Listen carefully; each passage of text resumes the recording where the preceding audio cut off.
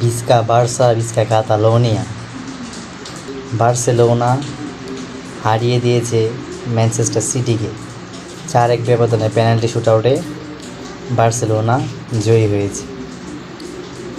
কালকে একটা ভিডিওতে বলছিলাম যে বার্সা তরুণ প্লেয়াররা যেভাবে ভালো করছে তাদের সম্ভাবনা আছে।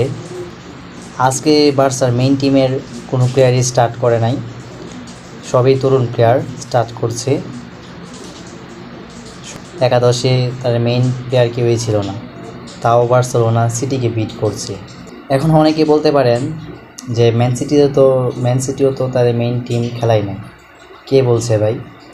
তাদের main player number 9 Erling Haaland শুরুর একাদশে ছিল, সাথে ছিল তাদের মেইন গোলকিপার এডারসন, ছিল জ্যাক গ্রিলিশ যে দ্বিতীয় গোলটা করেছে। তো